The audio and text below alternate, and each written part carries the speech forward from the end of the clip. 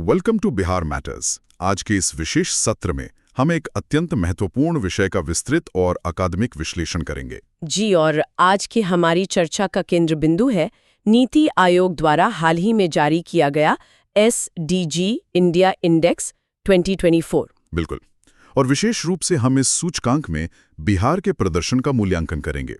विद्यार्थियों के लिए यह स्पष्ट रूप से जानना आवश्यक है कि यह विषय बिहार सरकार की आगामी परीक्षाओं के लिए बहुत महत्वपूर्ण है।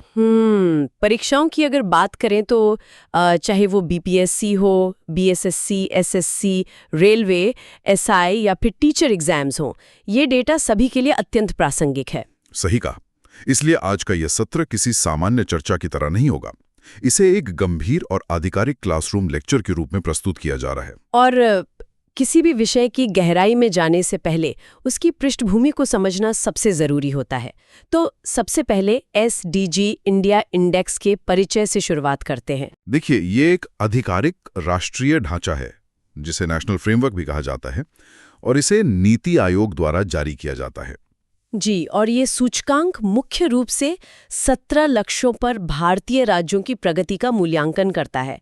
इंग्लिश मीडियम के छात्रों की सुविधा के लिए मैं इन लक्ष्यों को अंग्रेजी में भी स्पष्ट कर देती हूँ।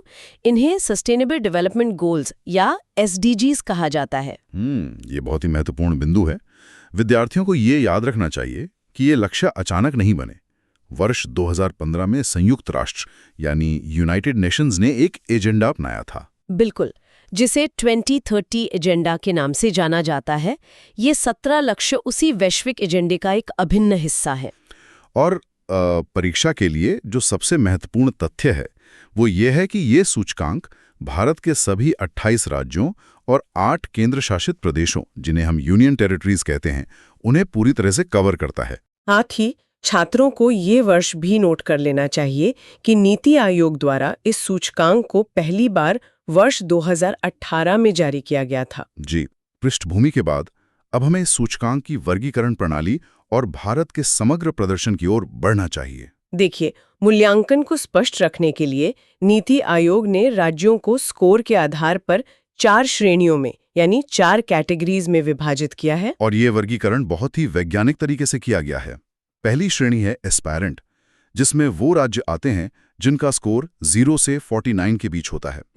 दूसरी श्रेणी परफॉर्मर की है। इसमें उन राज्यों को रखा जाता है जिनका स्कोर 50 से 64 के बीच रहता है। और तीसरी, जो सबसे महत्वपूर्ण श्रेणी है, वो है फ्रंट रनर। इसमें 65 से 99 के बीच स्कोर करने वाले राज्य शामिल होते हैं। बिल्कुल, और अंतिम श्रेणी है अचीवर, जो पूरे 100 अंक प्राप्त करने वाले राज्यों के लिए है। हालांकि अभी तक कोई भी राज्य इस अचीवर श्रेणी तक नहीं पहुंच पाया है। सही कहा। लेकिन अगर हम भारत के समग्र प्रदर्शन को देखें तो एक बहुत ही सकारात्मक रुझान सामने आता है। वर्तमान में अधिकांश भारतीय राज्य फ्रंट रनर श्रेणी में आ चुके हैं। जी, और 2024 के आंकड़ों के अनुसार भारत का जो समग्र स्कोर है यानी ओवरऑल स्कोर, वो 71 हो गया है। विद्यार्थियों को इसकी ऐतिहासिक प्रगति भी समझनी चाहिए। अगर हम ऐतिहासिक डेटा देखें तो 2018 में जब ये सूचकांक शुरू हुआ था, तब भारत का स्कोर मात्र 57 था। और फिर 2020-21 की रिपोर्ट में ये बढ़कर 66 हुआ, और अब 2024 में ये 71 पर पहुंच गया है।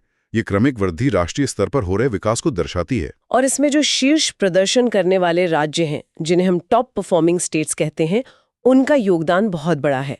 2024 में केरला लगभग 79 स्कोर के साथ सबसे ऊपर है। केरला के ठीक पीछे हिमाचल प्रदेश और तमिलनाडु हैं, जिनका स्कोर लगभग 78 है। इन राज्यों के फ्रंट रनर श्रेणी में शीर्ष पर होने का मुख्य कारण स्वास्थ्य, शिक्षा और सामाजिक संकेतकों में उनका बहुत ही मजबूत प्रदर्शन है। बिल्कुल। अब राष्ट्रीय परिदृश्य को समझने के बाद हम अपने मुख्य विषय की ओर आते हैं, बिहार का समग्र प्रदर्शन। परीक्षा के दृष्टिकोण से यह सबसे महत्वपूर्ण भाग है। छात्रों को ये डेटा बहुत ध्यान से नोट करना चाहिए। 2024 के इस सूचकांक में बिहार का समग्र स्कोर लगभग 57 है। और इस 57 स्कोर के आधार पर बिहार परफॉर्मर श्रेणी में आता है।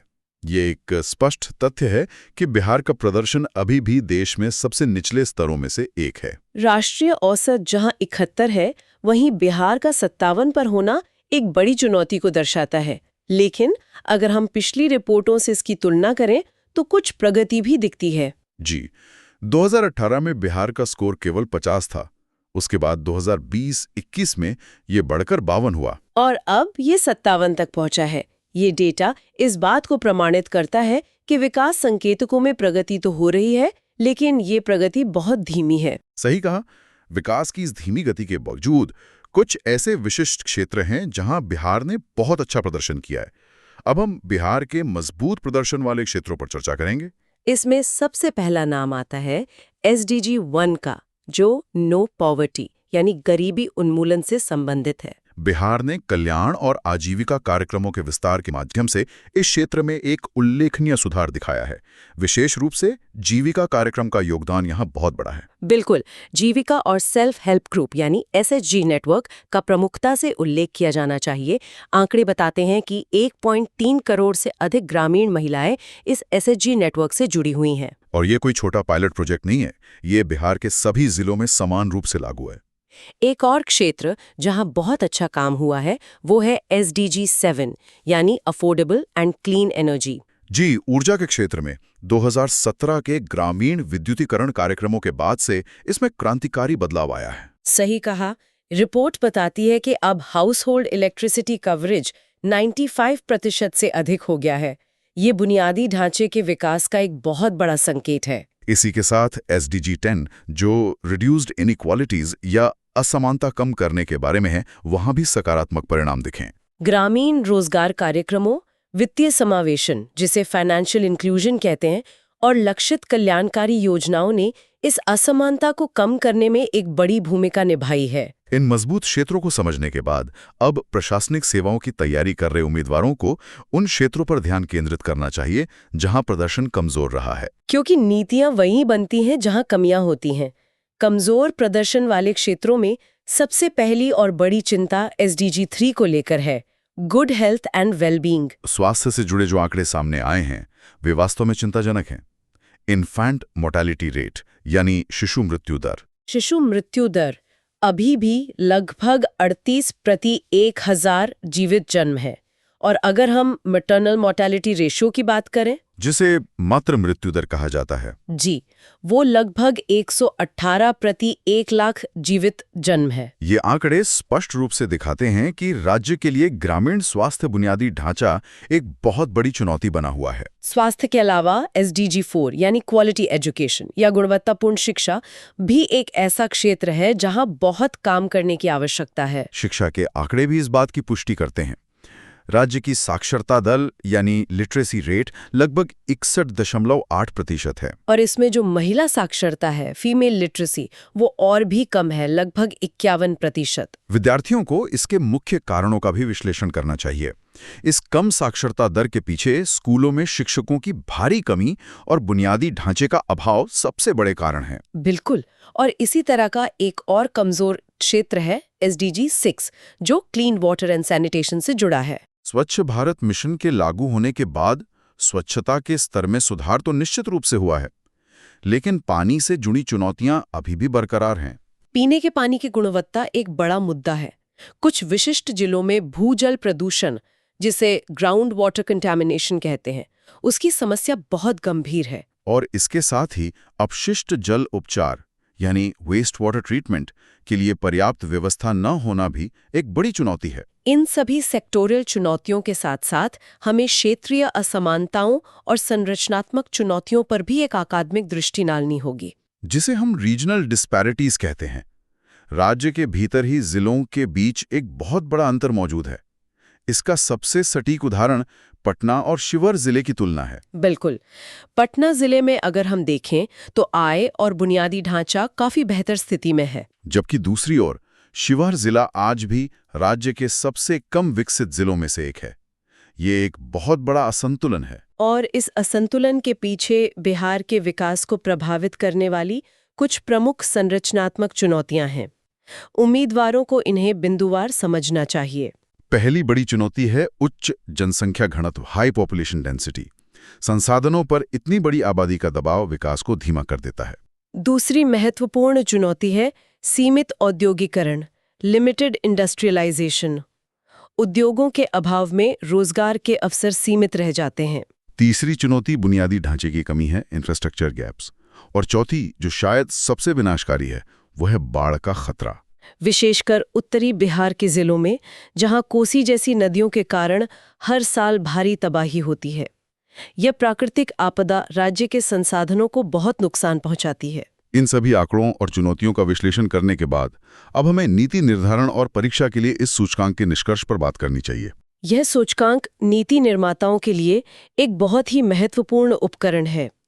यह प्रगति को ट्रैक करने और विकास के अंतराल को पहचानने में मदद करता है। और इसी डेटा के आधार पर संसाधनों का कुशल आवंटन किया जाता है। बिहार के संदर्भ में यह स्पष्ट है कि राज्य को स्वास्थ्य, शिक्षा और बुनियादी ढांचे में भारी निवेश की आवश्यकता है। सिविल सेवा के उम्मीदवारों के लिए ये सूचकांक राज्य के विकास का एक क्वांटिटेटिव फ्रेमवर्क प्रस्तुत करता है। इसलिए सत्र का समापन करने से पहले हम विद्यार्थियों को सलाह देंगे कि वे आज चर्चा किए गए प्रमुख डेटा पॉइंट्स का अच्छी तरह से रिवीजन करें। विशेष रूप से 2024 के सूचकांक में बिहार का 57 स्कोर और उसका परफॉर्मर श्रेणी में होना, ये तथ्य परीक्षाओं के लिए अत्यंत महत्वपूर्ण है। बिल्कुल। और इस पूरी चर्चा और स्रोत सामग्री से एक अंतिम विचारशील बिंदु उभर कर सामने आता है, जिस पर सभी अभ्यर्थियों को गंभीरता से विचार करना चाहिए। और वह विचारणीय प्रश्न यह है कि इन सभी गहरी संरचनात्मक चुनौतियों के बावजूद क्या बिहार अपनी वर्तमान विकास गति से 2030 की तय सीमा से पहले सफलतापूर्वक परफॉर्मर श्रेणी से निकलकर एक फ्रंट रनर राज्य में परिवर्तित हो पाएगा? ये एक ऐसा प्रश्न है जिसका उत्तर राज्य की आगामी नीतियों और उनके सफल क्रियान्वयन पर निर्भर करेगा। बिल्कुल। इसी विश्लेषणात्मक प्रश्न के साथ हम आज का ये अकादमिक सत्र यहीं समाप्त करते हैं। ये सीरीज और ऐसे ही महत्वपूर्ण विषयों पर हमारी चर्चा अगले सत्र में जारी रहेगी। बिहार मैटर्स।